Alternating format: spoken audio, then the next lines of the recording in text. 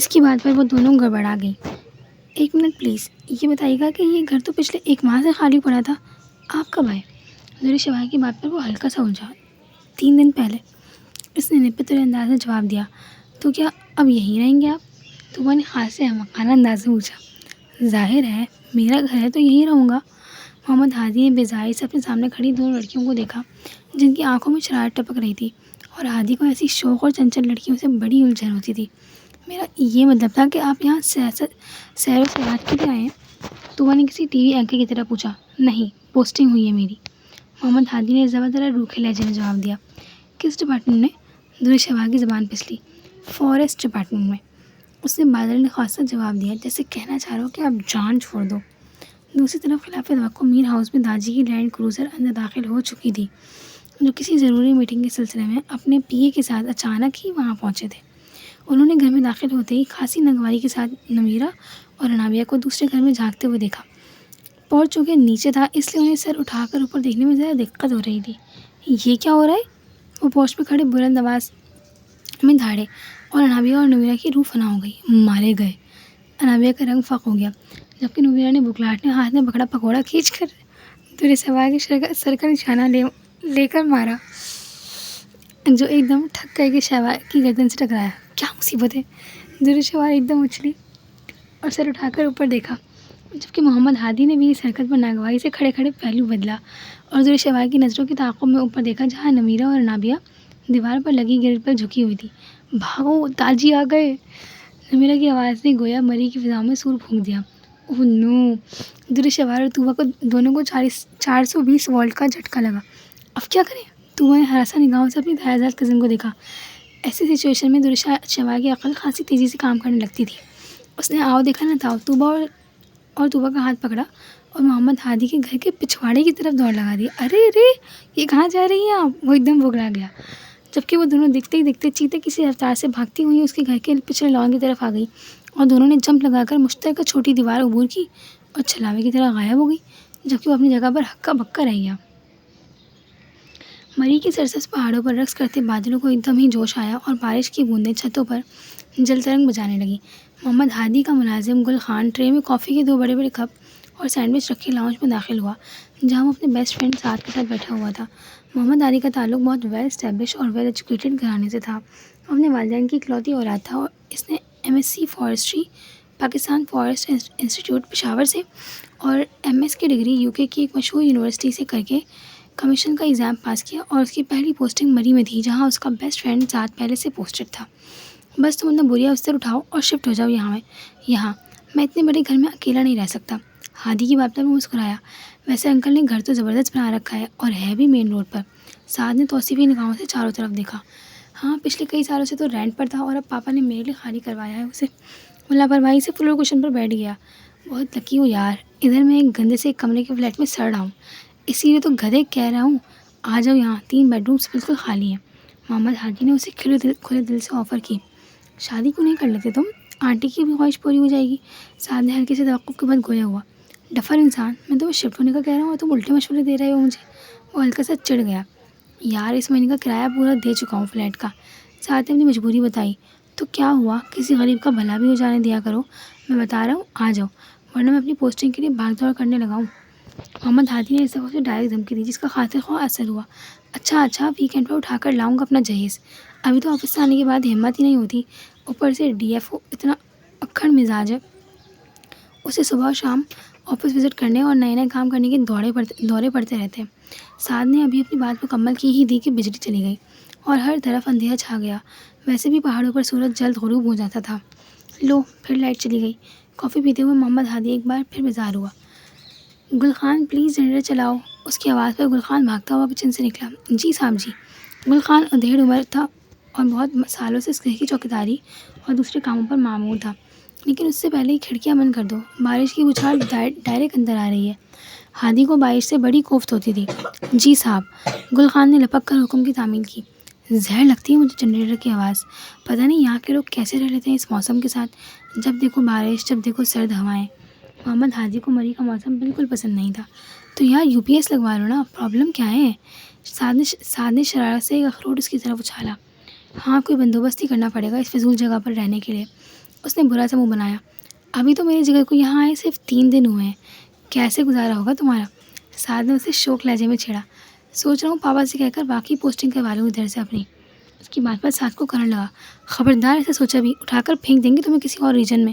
سعد نے اسے ڈرایا۔ کم از کم یہاں سے تو اچھا ہوگا۔ وہ بزائی سے ایک تسلسل سے برستی مینا کی بوندوں کو دیکھنے لگا۔ تم نے ابھی دیکھی کہاں ہے یہاں کے دلکش نظارے؟ میں ایسے تو نہیں ٹکا ہوا یہاں۔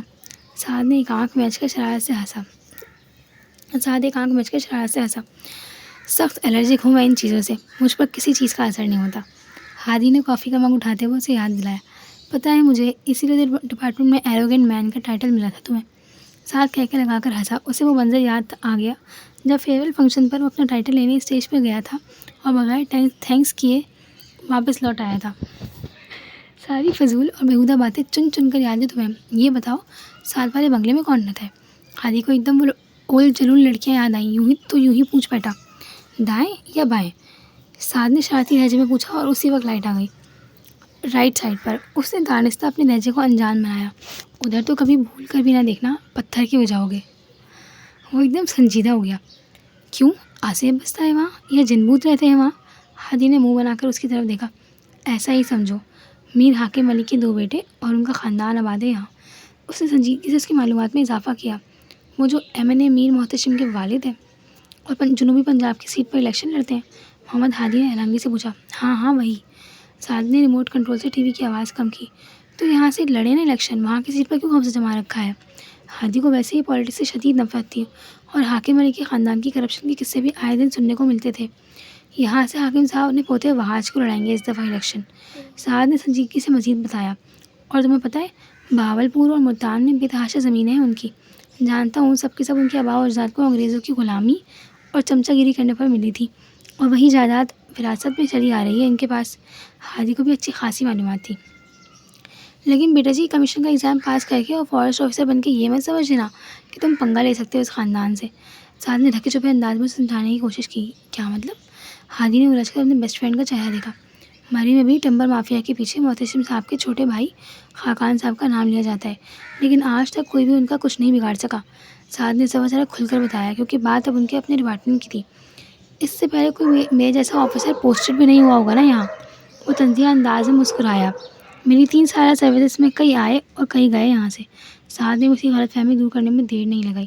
چلو دیکھتے ہیں کس میں کتنا دم ہے۔ محمد ہادی نے اٹھ کر کھڑکیوں کے پردے برابر کیے تو وہ اسے دیکھتا رہ گیا۔ اتنا تو وہ بھی جانتا تھا کہ محمد ہادی اتنا جو ٹھان لیتا تھا اس سے 1 انچ بھی پیچھے نہیں ہٹتا تھا۔ ہم چاروں ہی بہت غلط گھرانے میں پیدا ہوئی ہیں۔ دور شہوار نے دنیا جہاں کا غم اپنے لہجے میں سموتے ہوئے انتہائی مشکل سے رنجیدہ شکل بنا کر ان تینوں کزنس کو دیکھا۔ اس وقت وہ سب داجی سے جھاڑ کھانے کے بعد اپنا غم غلط کرنے کے لیے TV لاؤنج میں موجود تھیں، جو اوپر والے پورشن میں تھا۔ اس تعزیتی اجلاس کا انعقاد دور شہوار نے ہنگامی بنیادوں پر کیا تھا، اور ویسے ہی ہر شرارت اور الٹے کاموں میں وہ سب کی لیڈر ہوتی تھی، اس لیے وقتاً فوقتاً دلجوئی کا اہم فریضہ بھی اسے ہی سر انجام دینا پڑتا تھا۔ اس وقت انابیہ صوفے پر نیم دراز اور نمیرہ نے کرسی سنبھال رکھی تھی، جبکہ دور شہوار اور طوبہ دونوں غم سے نڈھال فلور کشن پر بیٹھی ہوئی تھی۔ اسی کمرے کے ایک کونے میں خاندانی ملازمہ رشیدہ کی 16 سالہ بیٹی سندل بھی موجود تھی، جس کا اہم کام کھانے پینے کی اشیاء کی ترسیل نچلے پورشن سے اوپر والے پورشن میں کرنا اور میر ہاؤس کی چاروں باجیوں کی دلچسپ گفتگو سننا تھا۔ آئے ہائے برے نصیب ہمارے! دور شہوار نے انگڑائی لیتے ہوئے ملازمہ سندل کو دیکھا جو مسکرا رہی تھی۔ اسے ایک دم تب چڑھ گئی۔ تمہارے بڑے دانت نکل رہے ہیں سندل صاحبہ، خیر تو ہے؟ اس نے تنزیہ نگاہوں سے سندل کو دیکھا جو اس کا ہی پرانا سوٹ پہنے اسی پر ہنس رہی تھی، اور اس بات نے دور شہوار کے تن بدن میں آگ لگا دی۔ ارے نہیں باجی جی، میں تو بس آپ کی باتیں غور سے سن رہی تھی۔ اس نے بکھلا کر اپنے دانت چھپانے کی کوشش کی۔ تو ہم کون سا کسی خزانے کا راز بتا رہے ہیں ایک دوسرے کو؟ طوبہ نے برا سا منہ بنا کر ناک سے مکھی اڑائی۔ جاؤ اپنے ابا سے کہو گیٹ پر جیسے ہی پیزا ہٹ سے ڈلیوری آئے تو وہیں سے نکارا نہیں بجانا، بلکہ سندل شہزادی کو بلوانا ہے۔ دور شہوار کی بات پر سب کزنس کے کان کھڑے ہو گئے۔ سندل کے والد گھر کی چوکیداری کے فرائض انجام دیتے تھے۔ مجھے کیا کرنا ہوگا ابا کے پاس جا کر؟ سندل کے حمانک انداز پر وہ جھنجھلا گئی۔ تمہارا کام ہے کتھک ڈانس کرنا، وہ بھی پیزا سر پر رکھ کر۔ دور شہوار کے چڑھانے پر وہ تینوں بے ساختہ ہنس پڑی۔ لیکن مجھے تو وہ نہیں آتا۔ سندل کی سادگی میں پریشانی کا عنصر نمایاں ہوا۔ زیادہ اوور ایٹنگ کرنے کی ضرورت نہیں، جاؤ اور پیزا کی پیمنٹ کر کے اوپر لاؤ، سمجھی؟ دور شہوار نے منہ بنا کر اپنا پرس اٹھایا۔ آدھے پیسے میں ہرگز نہیں دوں گی، انابیہ نے فوراً لقمہ دیا۔ اور میری طرف سے بھی انکار ہی سمجھو۔ نمیرہ کا موڈ شام والے واقعے کے بعد خاصا بگڑا ہوا تھا، اور میرا تو تمہیں پتہ ہے آج کل ہاتھ کتنا تنگ ہے۔ تو نے اپنے لہجے میں دنیا جہاں کا درد سمویا۔ عوام تسلی رکھے، اس ڈلیوری کا بوجھ ہم غریب عوام پر نہیں ڈالیں گے، بلکہ شاہی خزانے سے ادا کیا جائے گا۔ ادھر شہوار نے شاہانہ انداز سے کہتے ہوئے اپنے والیٹ کی زپ بڑی ادا سے کھولی اور 1000 کا کڑکتا ہوا نوٹ باہر نکالا، اور اپنے سر سے وار نہیں لگی تھی کہ سندر ایک دفعہ پھر کفن پاڑ کر حیران لہجے میں بولتی ہوئی ان سب کو چھکے اڑا گئی۔ لیکن بی بی جی، یہاں کس کی ڈلیوری ہو رہی ہے؟ آپ میں سے تو کسی کی شادی نہیں ہوئی؟ ان پڑھ سیدھی سادھی سندر کی بات پر نمیرہ کی حلق سے ایک چھت پھاڑ قسم کا کہکا برآمد ہوا۔ طوبہ اور انابیہ بھی ہنس پڑی، جبکہ در شہوار کا منہ سرخ ہو گیا۔ کمبخت سندر، 4 جماعتیں پڑھ لیتی تو کم از کم ہم 4 حسیناؤں کی زندگی تو آسان ہو جاتی۔ اب مزید بونگی مارنے سے بہتر ہے گیٹ پر جاؤ اور سنو، چھاتا ساتھ لے لینا، بارش ہو رہی ہے۔ تمہاری تو خیر ہے، ہمارا پیزا نہ بھیگ جائے کہیں۔ در شہوار نے اسے جھاڑتے ہوئے باہر کی طرف جانے کا اشارہ کیا، جس سے سندر اس کا منہ بن گیا۔ بی بی جی، بڑے ہال سے چلی جاؤں؟ جلدی پہنچ جاؤں گی۔ سندر کو رات کے وقت پچھلے لان سے لمبا چکر کاٹ کر آگے جاتے ہوئے ہمیشہ ڈر لگتا تھا۔ وہاں تمہارے کچھ لگتے برہان لالا بیٹھے ہیں، پیزا دیکھ کر تمہیں جلدی پہنچا دیں گے اور وہ بھی اوپر، سمجھی؟ در شہوار نے کھا جانے والی نگاہوں سے چوکیدار بہادر علی کی بزدل بیٹی کو دیکھا، جس کا سارا خاندان سرونٹ کوارٹر میں مقیم تھا۔ اچھا بی بی جی، جاتی ہوں۔ سندر بادل نے خاصا پچھلے کوریڈور کی طرف جاتی سیڑھیوں کی طرف بڑھ گئی۔ ہاں تو بہنوں، میں کیا کہہ رہی تھی کہ ہم چاروں ہی غلط گھرانے میں پیدا ہو گئی ہیں۔ در شہوار نے تعزیتی اجلاس دوبارہ شروع کیا۔ اوپر والے پورشن کی سیڑھیاں چڑھتے ہوئے شاہمین نے اپنی بہن کا یہ دکھی جملہ سن کر بمشکل اپنے کہکے کو دبایا۔ اگر تم 4 کی بجائے 2 لڑکیاں کر لو تو بات ذرا زیادہ واضح ہو جائے۔ شامی کے اچانک انٹری پر وہ چاروں بڑھا کر اٹھی اور اپنے دوپٹے ڈھونڈنے لگی جو دائیں بائیں لڑکتے پھر رہے تھے۔ آپ اپنے اس بیان پر روشنی ڈالنا پسند کریں گے؟ در شہوار نے ہاتھ کا مائک بنا کر شامی کے آگے کیا۔ بیا آپ ہی کو تو تم نکال دو اس فہرست سے، وہ بیچاری تم لوگوں کو ساتھ دینے کے چکر میں ماری جاتی ہیں، اور جہاں تک بات نمیرہ کی ہے تو وہ اس گھر میں پیدا نہیں ہوئی اور پیچھے رہ گئی تم اور طوبہ۔ تم دونوں کو تو اصل میں پیدا ہونا ہی نہیں چاہیے تھا۔ شامی کی بات پر وہ دونوں تڑپ اٹھی۔ بھائی، کیا آپ بتا سکتے ہیں کہ آپ اس گھر سے کب تشریف لے جا رہے ہیں؟ در شہوار کا تن سمجھ کر وہ مسکرا دیا۔ خیریت؟ کھاریاں سے کچھ منگوانا تھا کیا؟ اس نے انجان بن کر پوچھا۔ جی ہاں، ایلفی، اور وہ بھی آپ کے ہونٹوں پر لگانے کے لیے، طوبہ نے جل کر کہا، اور شامی کا کہکا لگا کر ہنس پڑا۔ وہ اس گھر کا واحد مرد تھا جس کا رویہ سب خواتین سے بڑا دوستانہ اور شرارتی تھا، ورنہ واج بھائی کے ماتھے کے بل اور برہان کی سرد موری کبھی کم ہونے کا نام ہی نہیں لیتی تھی۔ اس سے پہلے کہ وہ اس بات پر تبصرہ کرتا، دروازہ دھڑ کر کے کھلا اور سندر حواس باختہ انداز میں داخل ہوئی۔ ہائے بی بی جی، غضب ہو گیا۔ سندر کی سانسیں پھولی ہوئی تھیں۔ جب بھی آنا کسی منحوس خبر کے ساتھ ہی آنا۔ نمیرہ نے بیزاری سے ناک چڑھائی۔ فرمائیے، کون سی نیوز بریک کرنی ہے آپ نے؟ طوبہ نے تنزیہ انداز سے سندر کو دیکھا، جو شامی کو سامنے دیکھ کر بری طرح گڑبڑا گئی تھی۔ وہ بی بی جی، آپ کا پیزا۔ وہ ہلکا سا ہکلائی۔ وہ پیزا؟ شامی نے وہ کو لمبا کیا۔ ہاں وہی۔ چاروں یک زبان گویا ہوئی۔ وہ تو برہان بھائی کے کولیگس آ گئے، کیا تم لوگوں نے منگوایا تھا؟ شامی کی بات پر ان چاروں کو کرنٹ لگا۔ او نو! سب کی امیدوں پر اوس پڑ گئی۔ انہوں نے صدمے بھرے انداز میں ایک دوسرے کی طرف دیکھا، جیسے ان کی کوئی کمپنی تازہ ہی دیوالیہ ہوئی ہو۔ لیکن صاحب جی، سندر ہلکی سی تذبذب کا شکار ہوئی۔ کہا نا وہ برہان بھائی کے مہمانوں کے آگے رکھ دیا گیا تھا۔ چلو سندر، اب کس کو یہاں سے؟ شامی نے آنکھوں میں سندر کو کوئی بات سمجھانے کی کوشش کی جو طوبہ کی زیرک نگاہوں سے چھپی نہ رہ سکی۔ سندر، جھوٹ بولنے والا سیدھا جہنم میں جاتا ہے۔ طوبہ نے اسے ڈراوے دے کر سچ اگلوانے کی کوشش کی۔ اور بی بی سندر، یہ بھی یاد رکھنا، ایسے سچ جس سے شر پھیلنے کا اندیشہ ہو، اللہ کے یہاں اس کی بھی معافی نہیں، پورے 100 سال جہنم کا عذاب بھگتو گی۔ شامی کی بات پر سندر بیچاری کا رنگ فاق ہو گیا۔ جی مجھے نہیں پتا، مجھے تو ابا نے یہی کہا تھا۔ وہ بھی صاف مکر گئی۔ ویسے ہیں تو برہان بھائی میرے ہی سگے بھائی، لیکن کی انہوں نے گھٹیا حرکت ہے۔ در شہوار جل کر بولی۔ اچھا بابا، بس کر دو، ذرا سی چیز کے پیچھے اپنے بھائی کو ایسے کہو گی کیا؟ انابیہ کے بے اختیار بولنے پر شامیر شرارت سے کھنکارا اور وہ ایک دم جیم گئی، جبکہ باقی سب کو بھی ہنسی آ گئی۔ انابیہ نکاح کے بعد برہان کی طرفداری کرنے کا کوئی موقع ہاتھ سے جانے نہیں دیتی تھی۔ چلو بھائی، سندر، گرما گرم چائے بنا کر لاؤ سب باجیوں کے لیے۔ میں ان کے لیے فرائی فش کا آرڈر کرتا ہوں۔ آخر کو ان کا غم غلط کرنے میں مجھے بھی کچھ ہاتھ بٹانا چاہیے۔ شامی ریموٹ اٹھا کر وہیں جم کر بیٹھ گیا۔ میرے لیے چکن کارن سوپ بھی آرڈر کر دیں۔ در شہوار نے فوراً اپنی فرمائش نوٹ کروائی۔ اور میرے لیے فرینچ فرائز کا۔ طوبہ کی زبان پھسلی۔ میرا قیمے والا نان کھانے کو دل کر رہا ہے۔ نمیرہ نے بھی شرارت سے آنکھیں مٹکائیں۔ ایسا کرو، تم سب لوگ آج خیاری پلاؤ وہی کھا لو۔ خیالی پلاؤ ہی کھا لو، میں چلتا ہوں۔ شامی منہ بنا کر ایک دم کھڑا ہوا۔ اوفو بھائی، اتنی بھی کنجوسی اچھی نہیں، فوراً جائیں اور خود لے کر آئیں۔ درشوار نے لاڈ سے اپنے بھائی کا بازو پکڑا تو شامی کو نہ چاہتے ہوئے بات ماننا پڑی۔ تم ابھی تک یہیں کھڑی ہو، جا کر چائے کا پانی رکھو۔ انابیہ نے سندل کو گھورا تو وہ بکھلا کر باہر نکلی۔ سندل سندل، کہاں مر گئی ہو؟ اپنی اماں کی پاٹدار آواز سن کر وہ سیڑھیوں کی طرف بھاگی اور سامنے سے آتے وہاج صاحب سے بری طرح ٹکرائی، جو بڑی تیزی سے اوپر والے پورشن کی طرف آ رہے تھے۔ سنبھل کر، انہوں نے ایک دم ہی اسے بازوؤں سے پکڑ کر گرنے سے بچایا اور اس طرح نامحسوس انداز سے اپنے ساتھ لگایا کہ سندل نے خوفزدہ ہو کر سیڑھیوں پر لگی گرل کو تھام لیا۔ سندل کو گھر کے مردوں میں وہاج صاحب کی نظروں سے سخت الجھن ہوتی تھی۔ ان کا دیکھنے کا انداز بہت عجیب تھا، ایسے لگتا تھا جیسے آنکھوں میں کوئی ایکس رے مشین فٹ کروا رکھی ہو۔ وہ ان کی آمد پر چھپتی پھرتی تھی، لیکن شاید آج اس کے ستارے گردش میں تھے۔ کسی دن کوئی بچانے والا نہ ہوا تو ہاتھ پیر تڑوا لو گی لڑکی۔ ان کا معنی خیز اور بے باک نگاہیں ان کا لہجہ معنی خیز اور بے باک نگاہیں محسوس کر کے سندل کا چڑیا جیسا دل ایک دم سہم گیا۔ ارے وہاج بیٹا، تم فارحہ کو کیوں نہیں لائے ساتھ؟ تارسار بیگم ہاتھ میں ایک شاپر اٹھائے اسٹور سے نکلی تو سندل کی جان میں جان آئی۔ وہ تیزی سے سیڑھیاں اتر کر کچن کی طرف بھاگی۔ آپ کی بہو صاحبہ آج کل میکے گئی ہوئی ہیں، اور ویسے بھی میں تو چند ہی گھنٹوں کے لیے آیا تھا کسی کام سے۔ وہاج کو اس موقع پر ان کی آمد ناگوار لگی تھی، لیکن انہوں نے زبردستی مسکرا کر جواب دیا، کچھ دن کے لیے چھوڑ جاؤ نا اسے، بچیاں بہت یاد کرتی ہیں۔ انہوں نے محبت بھرے لہجے میں فرمائش کی۔ وہ تاجدار بیگم کی سگی بھتیجی ہونے کے ساتھ ساتھ بڑی بہو بھی تھیں، انتہائی سلجھی ہوئی محبت کرنے والی لڑکی، جو شادی کے 4 سال بعد بھی اولاد جیسی نعمت سے محروم تھی۔ وہ وہاج کے ساتھ اسلام آباد والے بنگلے نول محل میں رہتی تھی، جہاں حاکم علی اور میر محتشم کے ساتھ خاقان صاحب اکثر ہی پائے جاتے تھے۔ جی بھجوا دوں گا، لیکن آپ کو پتہ ہے نا، نور محل میں بھی کسی خاتون کا ہونا بہت ضروری ہے۔ انہوں نے بادل خواصہ حامی بھری۔ ہاں سب پتہ ہے مجھے، اب تو الیکشن کا جھنجھٹ بھی شروع ہونے والا ہے۔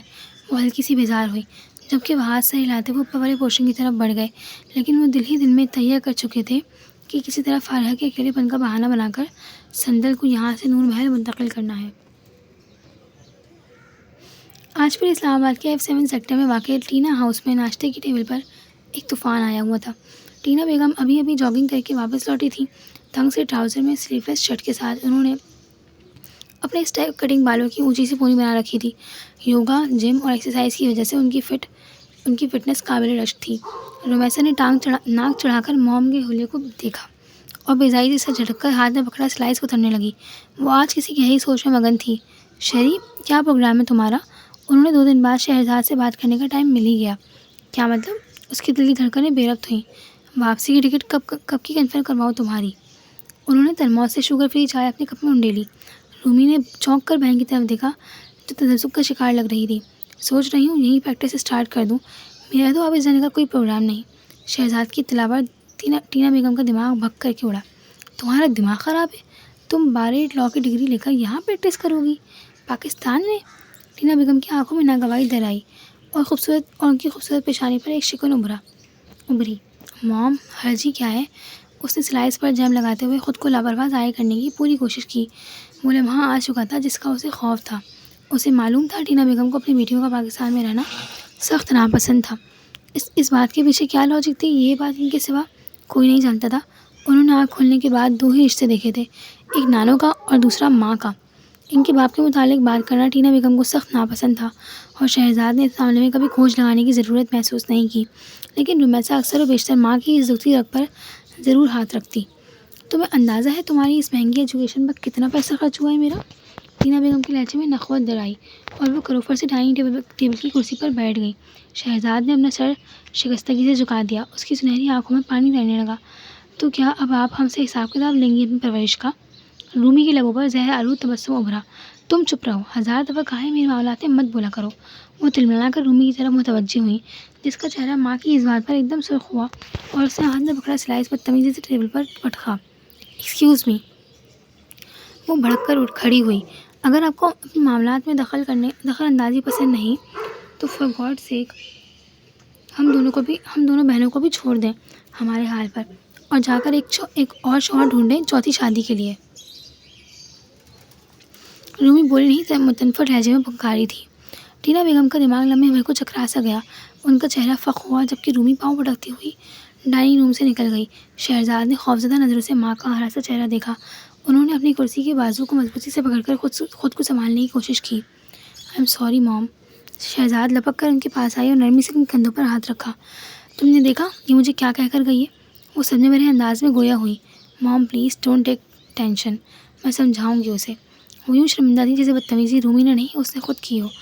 इतना तो इल्म था मुझे कि ये नफ़रत करती है मुझसे, लेकिन इस हद तक करती हुई कि अंदाज़ा नहीं था। वो मेज़ का सहारा लेकर बमुश्किल उठी और मरे मरे कदमों के साथ कमरे से निकल गई, जबकि शहजाद को अब घंटों बैठकर इस बात पर कुढ़ना था। वो हैरान थी कि रूमी ने इसे पाकिस्तान तो बुलवा लिया था, लेकिन अभी तक वो बात नहीं की जिसकी वजह से वो डिप्रेस थी। कॉलेज से आने के बाद वो अपनी फ्रेंड्स के साथ निकल जाती और रात कर ही लौटती थी। मुझे रुमैसा से खुलकर बात करनी चाहिए। वो ये सोचकर उसके बेडरूम में पहुंच गई। अंदर दाखिल होते ही उसे शौक लगा। रूमी अपने कमरे में मौजूद नहीं थी, लेकिन वहाँ तो लगता था जैसे भूत नाच कर गए हों। हर चीज़ उलट पुलट थी। उसकी ड्रेसिंग टेबल का शीशा कुर्सियों किचियों की सूरत में ब्राउन कारपेट पर बिखरा हुआ था और पास ही संगे मरमर का गुलदान टूटा हुआ था। यकीनन शीशा तोड़ने के लिए उसे हथियार के तौर पर इस्तेमाल किया गया था।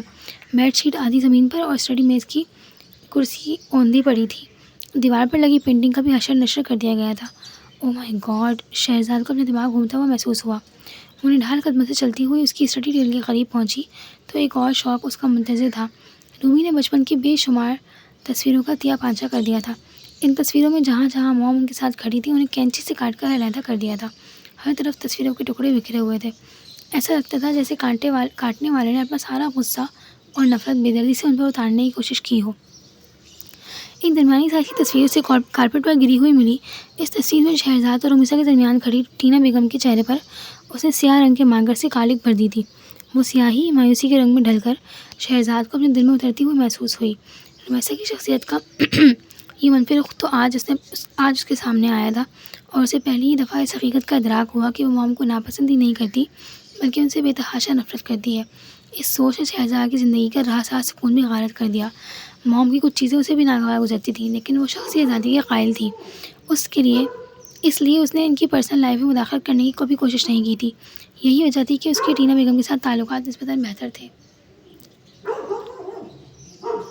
हमें रूमी को किसी साइकियाट्रिस्ट को दिखाना चाहिए। वो इसके बेडरूम से निकलकर सीधी लाउंज में टीना बेगम के पास पहुंची, जो चेहरे पर खीरे का मांस लगाए काउच पर लेटी हुई थी। इसकी बात पर वो हल्की सी बेचैन हुई। अपना चेहरा वॉश करके वापस आई तो शहजाद वहीं खड़ी थी। एक दफ़ा लेकर गई थी मैं उसे साइकियाट्रिस्ट के पास। वो बड़ी हिफाजत से टॉवल से अपना चेहरा साफ कर रही थी। फिर क्या कहा उन्होंने? शहजाद हैरान हुई। नेक्स्ट सेशन पर बुलवाया था उसने, लेकिन उसने जाने से इनकार कर दिया। उन्होंने टॉवल लापरवाही से सोफे पर उछाला। आपने ज़बरदस्ती लेकर जाना था। शहजाद अपने महसूस धीमे लहजे में गोया हुई। ये भी क्या था? टीना बेगम तंज़िया अंदाज में मुस्कुराई तो उसने भवें उचकाकर ताज्जुब का इजहार किया। उसने अपनी कलाई की रग काट कर सुसाइड करने की नाकाम कोशिश कर डाली। वो इस्तेज़ाइया लहजे में गोया हुई। वॉट? शहजाद का मुंह खुला का खुला रह गया। वो सख्त हैरत और बेयकीनी से टीना बेगम का अफसरदा चेहरा देखने लगी। पहली दफ़ा उसे एहसास हुआ कि वो इतनी भी यंग नहीं लगती। बढ़ापा तेज़ी से अपने कदम उनकी जानिब बढ़ा रहा था। वैसा उनकी ज़िंदगी की सबसे बड़ी टेंशन थी। क्यों कर रही है वो ऐसे? शहजाद ने उनकी तरफ गौर से देखते हुए कुछ खोजने की कोशिश की। मुझे लगता है कोई उसे मेरे खिलाफ भड़काता है। वो फीके से अंदाज में मुस्कुराई। लेकिन कौन? वो तशवीश में मुब्तला हुई।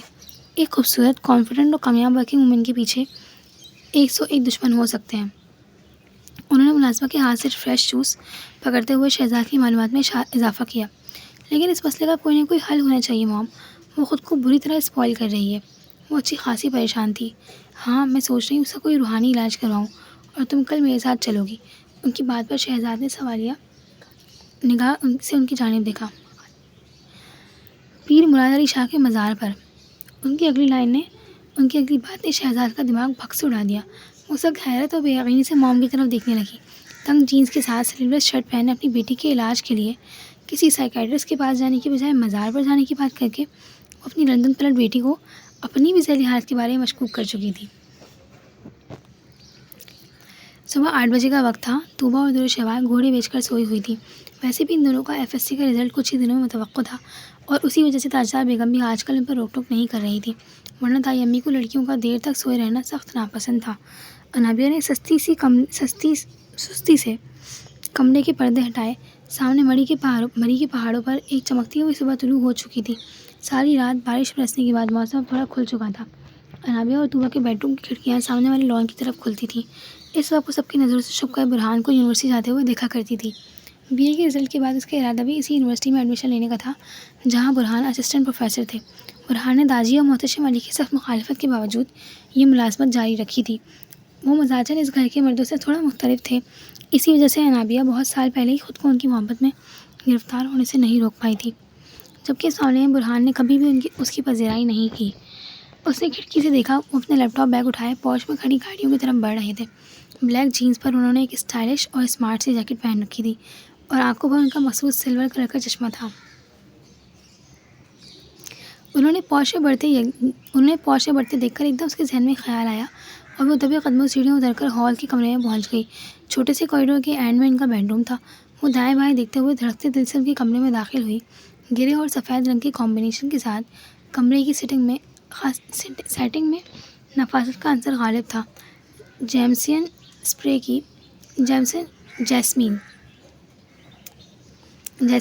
کی خوشبو پورے کمرے میں رقص کر رہی تھی۔ اسے اپنے تایزاد کزن برہان شروع سے ہی اچھے لگتے تھے، لیکن نکاح کے بعد تو اس کے دل میں چھپا محبت کا ننھا پودا ایک تناور درخت کی صورت اختیار کر چکا تھا، جسے برہان نے کبھی اپنی توجہ یا چاہت کا پانی دینے کی کوشش نہیں کی تھی۔ وہ بے اختیار چلتی ہوئی ان کی اسٹڈی ٹیبل کے پاس آ کر رک گئی، جہاں ان کے سبجیکٹ کی کتابیں ایک ترتیب کے ساتھ رکھی ہوئی تھیں۔ دائیں طرف ایک خوبصورت قلم ہولڈر تھا اور اس نے پین نکال کر سامنے رکھی نوٹ بک کھولی اور مسکرا کر اپنا اور ان کا نام لکھنے لگی۔ اچانک اس کی نظر سائڈ میز پر رکھی ان کی کانوکیشن کی تصویر پر پڑی۔ کیمرے کی آنکھ میں محفوظ بے ساختہ مسکراہٹ نے ان کی اس تصویر کی دلکشی کو مزید بڑھا دیا تھا۔ وہ شیشے کے نفیس سے فریم میں مقید تھی۔ انابیہ نے بڑی محبت سے اپنے دوپٹے کے آنچل سے اس فریم کا شیشہ صاف کیا۔ اسے علم نہیں تھا کہ برہان کسی کام سے اپنے کمرے میں واپس لوٹ آئے تھے اور اپناگواہی سے انابیہ کو دیکھ رہے تھے۔ یہ کیا ہو رہا ہے؟ ان کا ناراض لہجہ انابیہ کی سماعتوں سے ٹکرایا اور وہ جو اسے اچانک چھاپے کے لیے تیار نہیں تھی، اس آواز پر اچھلی اور اس کے ہاتھ سے فریم پسلا اور فرش پر کرچیوں کی صورت میں بگڑتا چلا گیا۔ برہان نے ناگواری سے پہلے زمین پر پھیلی کرچیوں کو اور پھر اپنی چچزاد کزن کو دیکھا، جس کا چہرہ فک ہو گیا تھا اور وہ خوفزدہ انداز میں اپنے لبوں پر ہاتھ رکھ کے سر جھکائے کھڑی تھی۔ برہان کی غیر متوقع آمد نے اس کے آسان قطع کر دیے تھے۔ تم یہاں کیا کر رہی ہو؟ وہ بیزاری سے گویا ہوئے۔ وہ میں انگلش کی ڈکشنری لینے آئی تھی، انابیہ نے بھکلا کر بہانہ بنایا۔ نہیں ہے میرے پاس، جاؤ یہاں سے اور اس بیوقوف سندل کو بھیجو، یہ کچرا سمیٹے یہاں سے۔ انہوں نے سائڈ میز پر رکھا اپنا فولڈر اٹھایا جسے لینے کے لیے ہی وہ آئے تھے۔ انابیہ گھبرا کر ان کے کمرے سے نکلی اور بھائی قدم رکھتے ہی اس کا دل دھک کر کے رہ گیا۔ سامنے داجی سفید کلف لگے شلوار قمیض میں کشمیری چادر کندھے پر رکھے اپنے کمرے کے دروازے میں کھڑے سخت ناگواری سے اسے برہان کے روم سے نکلتا دیکھ چکے تھے۔ آج انابیہ کی قسمت کا ستارہ گردش میں تھا، وہی قسمت جس پر اسے کچھ دیر پہلے رشک آ رہا تھا۔ تم برہان کے کمرے میں کیا کر رہی تھی؟ ان کے کرخت لہجے نے انابیہ کی ٹانگوں کی جان نکال دی۔ داجی کے غصے سے تو پورا جہان کانپتا تھا اور گھر کی خواتین میں سے سوائے تاجدار بیگم کے کوئی بھی ان سے بات کرنے کی ہمت نہیں کرتا تھا۔ ویسے بھی وہ خاندان کی خواتین کو زیادہ لفٹ کروانے کے قائل نہیں تھے۔ ان کا زیادہ وقت اسلام آباد اور ملتان میں گزرتا تھا۔ میں تم سے پوچھ رہا ہوں کیا کر رہی تھی تم؟ بڑھاپے میں بھی ان کی آواز کی گرج اچھے خاصوں کا دل دہلا دیتی تھی۔ انابیہ دکھ اور صدمے سے رو دینے کو تھی۔ برہان کی بھی مقدر کی خرابی۔ وہ بھی اسی لمحے اپنا فولڈر اٹھائے اجلت بھرے انداز میں کمرے سے نکلے اور سامنے داجی کی شکی نگاہوں سے نکلتے شعلوں نے انہیں سٹپٹا کر رکھ دیا۔ میر برہان محتشم، مانا کہ نکاح ہو چکا ہے تمہارا، لیکن شریف گھرانوں کی بھی کچھ روایات اور طور طریقے بھی ہوتے ہیں۔ ان کا سفاک لہجہ برہان کو اپنی ہی نظروں میں گرا گیا۔ ضبط کی کوشش میں ان کا چہرہ لال ہوا، لیکن انہوں نے اپنے لب سی لیے۔ وہ جانتے تھے داجی اپنے سامنے کسی کو اور کو صفائی کا موقع ذرا کم ہی دیتے ہیں، اور برہان سے تو باہر جا کر پڑھنے اور سیاست میں نہ آنے کی وجہ سے وہ پہلے ہی خفا رہتے تھے۔ ان کے اس سرد رویے کی بنا پر برہان بھی ان سے دور دور ہی رہتا تھا۔ جو کچھ فرنگیوں کے ملک سے سیکھ کر آئے ہو، یہاں دہرانے کی ضرورت نہیں، سمجھے؟ جاؤ دونوں یہاں سے۔ الفاظ کا یہ چابک ان کے اعصاب پر کسی بلڈوزر کی طرح گرا۔ داجی کا یہ انداز سراسر تضحیک آمیز تھا۔ ذلت کے گہرے احساس کے ساتھ برہان تقریباً اٹھتا ہوا کمرے سے نکلا تھا۔ اس کا دھواں چہرہ انابیہ کو دائمی خلش میں مبتلا کر گیا۔ وہ کرب سے لب بھیج کر رہ گئی۔ اس کی شہد رنگ آنکھوں سے آنسو ٹوٹ کر گرنے لگے۔ وہ نم آنکھوں سے بمشکل ٹانگیں گھسیٹتے ہوئے اپنے کمرے میں پہنچی تو طوبا کو وہاں نہ پا کر اسے سکون کا سانس لیا۔ واش روم میں جا کر وہ اب کھل کر رو سکتی تھی۔ ماما کیا ہو گیا آپ کو؟ اتنا ٹچی تو آپ اس وقت نہیں ہوئے جب میں UK گیا تھا۔ ہادی نے بکلا کر کمبل ہٹایا اور ذرا محتاط انداز میں ماں کو دلاسا دینے کی کوشش کی، جو اس وقت اسلام آباد میں موجود اپنے گھر میں رو رو کر ایک چھوٹا سا ڈیم بنا چکی تھی۔ صبح صبح آنے والی ان کی کال نے ہادی کی نیند بھگ کر کے اڑا دی۔ ہاں تو اس وقت تو درمیان میں 7 سمندر حائل تھے، اب تو 1 گھنٹے سے بھی کم کا سفر ہے، لیکن تمہیں اتنی توفیق نہیں ہوتی کہ آ کر بوڑھی ماں سے مل جاؤ۔ وہ رونا بھول کر اس کی کلاس لینے لگی تو ہادی کے چہرے پر مسکراہٹ دوڑ گئی۔ بوڑھے ہوں آپ کے دشمن، آپ تو اچھی خاصی انرجیٹک اور ینگ وومن ہے۔ اس نے ماں کو بہلانے کی کوشش کی۔ بس بس رہنے دو، زیادہ مسکہ بازی کرنے کی ضرورت نہیں، اپنے باپ کی طرح۔ ان کی جھاڑ سن کر ہادی کی طبیعت ایک دم فریش ہو گئی۔ باپ بیچارے کا تو خواہ سے نام بدنام کر رکھا ہے ان لوگوں نے۔ عبداللہ صاحب بھی کمرے میں انٹر ہو چکے تھے۔ ان کی آواز ریسیور میں سے ہادی کی سماعتوں تک پہنچی وہ مسکرا دیا، کیونکہ وہ جانتا تھا کہ اب کون سی جنگ عظیم شروع ہونے والی ہے۔ دنیا میں 2 ہی تو معصوم اور بھولے بھالے ہیں، ایک آپ اور ایک آپ کا بیٹا۔ عالیہ بیگم طنزیہ لہجے میں گویا ہوئی۔ بھائی اب تم کہیں اور کا غصہ مجھ پر تو نہ نکالنے کی کوشش کرو۔ عبداللہ صاحب گھبرا گئے۔ سارا کیا ذرا آپ کا ہے، اللہ نے 13 سال بعد اولاد دی، اسے اٹھا کر پہلے باہر پڑھنے بھجوا دیا اور اب نوکری پر ٹنگا دیا اتنی دور۔ آگ لگے اس کروڑوں کی جائیداد کو، جس کے ہوتے وہ ماں بیٹے کے درمیان اتنی دوری ڈال دی۔ عالیہ بیگم ایک دم پھٹ پڑی۔ توبہ توبہ، آج تو سرحدوں پر سخت کشیدگی ہے۔ بیٹا جی پہلی فرصت میں سیز فائر کروانے پہنچے یہاں۔ عبداللہ صاحب نے بیوی کے ساتھ ہاتھ سے سیل فون پکڑا اور اسپیکر آن کر کے ہادی کو مخاطب کیا۔ جی پاپا، اس ویکینڈ پر آتا ہوں۔ وہ خود بھی ماں کے جذباتی انداز میں بھکلا گیا۔ اتنا تو وہ بھی جانتا تھا کہ وہ اس طوطے کی طرح تھا جس میں اس کی ماں کی جان قید تھی۔ یقین مانو بیٹا، صبح اور شام نینا بہائے جاتے ہیں، مکیش اور رفیع کے گانے سنے جاتے ہیں۔ ایسا کوئی دکھی قسم کا ماحول بنا ہوا ہے گھر کا کہ سارے ملازم چرند پرند ہر کوئی صبح اور شام روتا دکھائی دیتا ہے۔ عبداللہ صاحب کا شرارتی لہجہ عالیہ بیگم کو مزید تپا گیا۔ سن رہے ہو اپنے باپ کی باتیں، ایک ماں کی محبت کا ایسا مذاق اڑاتے ہیں۔ عالیہ بیگم مزاحی سے گویا ہوئی۔ کیا ہو گیا ماما، اتنا تو پیار کرتے ہیں پاپا آپ سے، اسی وجہ سے تو 1 منٹ بھی اپنی آنکھوں سے اوجھل نہیں ہونے دیتے، ورنہ کتنا کہا تھا کہ آپ میزہ ادا کر رہے ہیں یہاں مری میں۔ اسے ہمیشہ کی طرح ثالثی کا کردار نبھانا پڑا۔ بس بیٹا، تم دنیا کے واحد شخص ہو جو میرے جذبات سمجھ سکتے ہو، کچھ اپنی ماں کو بھی سمجھا دیا کرو۔ عبداللہ صاحب ابھی بھی غیر سنجیدہ تھے۔ بابا آپ بھی ذرا کم تنگ دیا کریں ماما کو۔ ہادی نے مسکرا کر ساتھ کو اندر آنے کا اشارہ کیا، جو کافی کے 2 بڑے مگ اٹھائے دروازے میں کھڑا تھا۔ وہ کل ہی اس کے گھر میں شفٹ ہوا تھا اور آج تھکن کی وجہ سے دونوں نے آفس سے چھٹی کر لی تھی۔ ساتھ نے ٹرے ایک طرف رکھ کر بیڈ روم کی کھڑکی کا پردہ ہٹایا تو سامنے میر ہاؤس کے پچھلے لان کا منظر بالکل صاف تھا۔ ہادی کا بیڈ روم فرسٹ فلور پر تھا اور کمرے کے دونوں اطراف میں کھڑکیاں تھیں، جن میں سے 2 پچھلے لان کی سائڈ پر اور 2 میر ہاؤس کی گیلری کی جانب کھلتی تھیں۔ میر ہاؤس کے پچھلے لان میں اس وقت درے شہوار اور طوبہ نے خوب طوفان برپا کر رکھا تھا۔ درخت کے مضبوط تنے سے باندھے گئے جھولے پر بیٹھی درے شہوار کی بلند آواز میں کی جانے والی شاعری ساتھ کو بغیر کسی دقت کے سنائی دے رہی تھی۔ فصلیں گل آئی کھلے باغ میں خوشبو کے علم، دل کے ساحل پر تیرے نام کا تارا چمکا۔ 2 منٹ کے اندر نیچے اتر جاؤ جھولے سے، ورنہ میں دن میں تارے دکھا دوں گی تمہیں۔ طوبہ نے منہ پر ہاتھ پھینکا۔ درے شہوار کو دھمکی دی تو ساتھ کو ہنسی آ گئی۔ اسے ہنستا دیکھ کر ہادی بھی اس کے پیچھے آن کھڑا ہوا۔ وہ بابا سے بات کر کے فون بند کر چکا تھا۔ یہ کیا ہو رہا ہے؟ اس کے لہجے میں ہلکی سی ناگواری جھلکی۔ بڑی مزے کی اور زندہ دل لڑکیاں ہیں یار۔ ساتھ سامنے کا منظر دیکھ کر کھل کر مسکرایا، کیونکہ طوبہ نے ہاتھ سے پکڑا کشمیری سیب کھینچ کر درے شہوار کی کمر پر دے مارا تھا اور وہ تڑپ کر جھولے سے اتری اور جوابی حملہ کرنے کے لیے دائیں بائیں سے کوئی ہتھیار ڈھونڈنے لگی۔ بری بات ہے یار، اپنے لان میں وہ جو مرضی کریں۔ محمد ہادی کو ساتھ کی تاک جھانک ایک آنکھ نہیں بھائی۔ وہ ویسے بھی میچورڈ، سلجھا ہوا اور اپنے کام سے کام رکھنے والا بندہ تھا۔ بے فکر رہو، فوجیں اپنے حدود سے نکل کر ہماری حدود میں داخل ہو چکی ہیں۔ ساتھ کی شکل لہجے پر اسے بجائی سے نیچے جھانکا۔ درے شہوار بڑی مہارت سے درمیانی باڑ پھیلا کر اس کے لان میں لگے خوبانی کے درخت پر چھلاوے کی طرح چڑھی اور اب وہاں سے پکی ہوئی خوبانیاں توڑ توڑ کر طوبہ پہ حملے کرنے لگی۔ بہت ہی ڈفر اور بدتمیز لڑکی ہے، اس کا تو میں دماغ درست کرتا ہوں۔ ہادی کا دماغ گھوما، وہ میزائل کی طرح اڑتا ہوا اپنے پچھلے لان میں پہنچا۔ تب تک شہوار اس کے آدھے درخت کی تباہی پھیر چکی تھی۔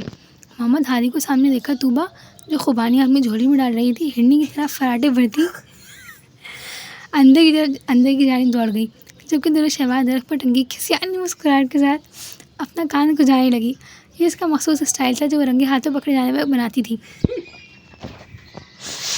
محترمہ ذرا نیچے اترے شرافت سے۔ محمد ہادی کی دھمکی آمیز لہجے پر وہ ڈرتے ڈرتے چھلانگ مار کر نیچے اتری اور اپنا توازن برقرار نہ رکھ سکی اور دھڑام کر کے لان میں سجدہ ریز ہو گئی۔ ارے چوٹ تو نہیں لگی آپ کو؟ ساتھ جو ہادی کو منع کرنے کے لیے اس کے پیچھے وہاں پہنچا تھا، سامنے کا منظر دیکھ کر بکھلا گیا۔ درے شہوار خجالت بھرے انداز سے بمشکل اٹھی اور اپنے کپڑے جھاڑنے لگی جس پر مٹی اور گھاس کے تنکے چپک گئے تھے، جبکہ اس کی کمر علیحدہ دہائی دے رہی تھی، جس پر زمین پر پڑے کسی پتھر کی نوک ٹھیک ٹھاک چبھی تھی۔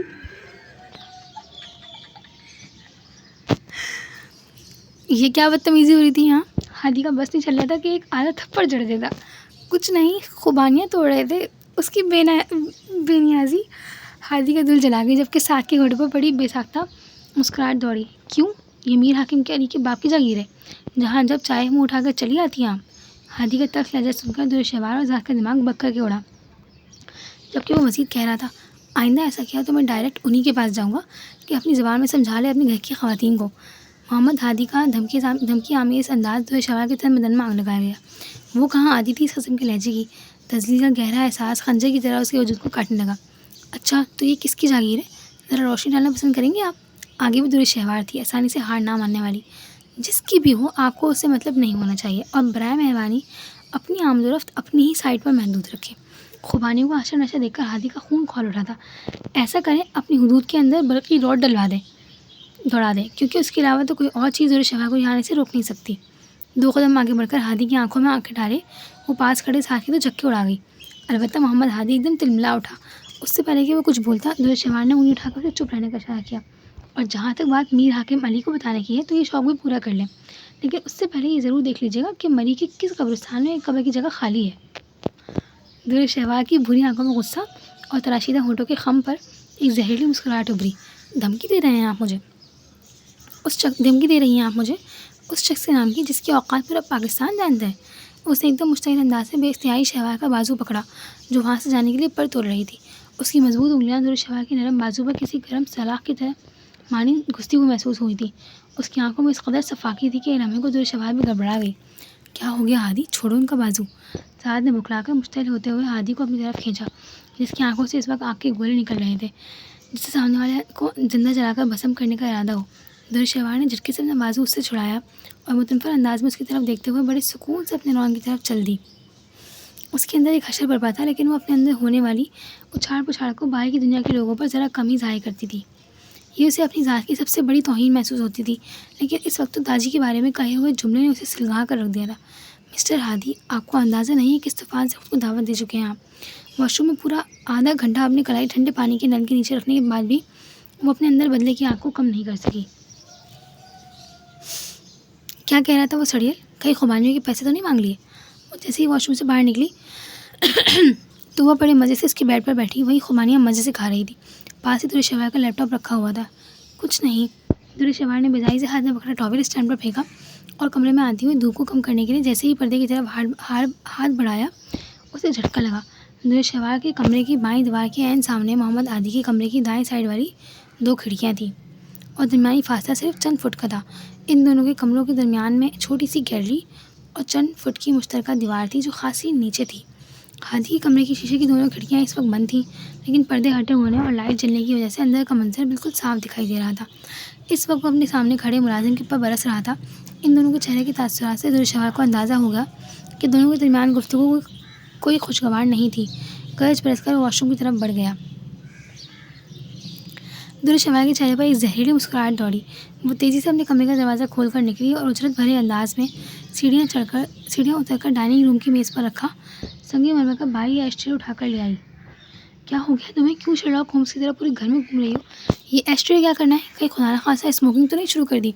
لیپ ٹاپ پر اپنا فیس بک اکاؤنٹ کھولے طوبہ نے نظر اٹھا کر حیرت سے دورشہوار کا خفا چہرہ دیکھا۔ طبیعت سیٹ ہے تمہاری؟ اس کی معنی خیز خاموشی مسکراہٹ طوبہ کے لیے الجھن کا باعث بنی۔ وہ جانتی تھی دورشہوار کے لیے خاموش بیٹھنا دنیا کا مشکل ترین کام تھا جو وہ مشکل سے ہی سر انجام دیتی تھی۔ میری طبیعت تو ٹھیک ہے، لیکن کسی اور کی سیٹ کرنے لگی ہوں۔ دورشہوار نے غصے سے اپنی کھڑکی کا پردہ ہٹا کر اسے کھولا اور پوری قوت سے اپنے ہاتھ پہ پکڑا ایش ٹرے گھما کر ہاتھ کی کھڑکی پر دے مارا۔ فضا میں شیشہ ٹوٹنے کی بلند آواز گونجی اور طوبہ کا منہ کھلا کا کھلا رہ گیا۔ پاگل ہو گئی ہو کیا؟ وہ اچھل کر بیڈ سے اٹھی اور متاسفانہ انداز میں کھڑکی سے باہر جھانکنے لگی۔ سامنے محمد ہادی کا کمرہ اس وقت خالی تھا، لیکن شیشہ ٹوٹنے کی آواز یقیناً نیچے موجود مکینوں تک بھی گئی ہوگی۔ توبہ نے بھکلا کر ایک پردے برابر کیا اور درشوار کا بازو پکڑ کر زبردستی اسے بیڈ پر بٹھایا، جس کا چہرہ سرخ اور آنکھوں میں خفگی کا ایک جہان آباد تھا۔ یہ کیا بےہودہ حرکت کی ہے تم نے؟ توبہ نے غصے سے اس کا کندھا ہلایا۔ ابھی تو آغاز ہے، بڑا دردناک انجام ہوگا۔ درشوار کے ماتھے کی بھڑکتی رگ اس کی اندرونی خلفشا کی بھرپور عکاسی کر رہی تھی۔ اس کی آنکھوں میں رنگی انتقامی مسکراہٹ دیکھ کر توبہ الجھ گئی، لیکن اس سے پہلے کہ وہ اس میں مزید غور و فکر کرتی، کمرے میں اچانک ایک دھماکہ ہوا۔ دونوں کا دل بھی دھک کر کے رہ گیا۔ درشوار کی کھڑکی کا شیشہ بھی شہید ہو چکا تھا۔ اسٹیل کا ایک بھاری سا گلدان اڑتا ہوا کارپیٹ پر آ لگا۔ دونوں خوفزدہ انداز میں اچھل کر پیچھے ہٹیں اور حیرت اور خوف کے منہ چنے تاثرات سے گولڈن کلر کے اس قدیم گلدان کو دیکھنے لگیں، جو حجم میں چھوٹا لیکن وزن میں کسی طور بھی 3-4 کلو سے کم نہیں تھا۔ یہ کیا ہوا ہے؟ توبہ خوفزدہ لہجے میں بولی۔ جوابی حملہ۔ درشوار بڑے مزے سے بیڈ پر بیٹھ گئی، جیسے اسے کوئی فرق نہ پڑا ہو۔ اس کا کیا مطلب ہے؟ توبہ جھنجھلا گئی۔ اس کا مطلب ہے حریف خاندانی اور ٹکر کا ہے، اور مقابلہ تو ایسے ہی لوگوں کے ساتھ جچتا ہے۔ درشوار کے لبوں پر ایک معنی خیز مسکراہٹ نے احاطہ کیا اور توبہ یوں ہی تعجب سے اسے دیکھنے لگی، جیسے اس کی خرابی دماغ کا یقین آ گیا ہو۔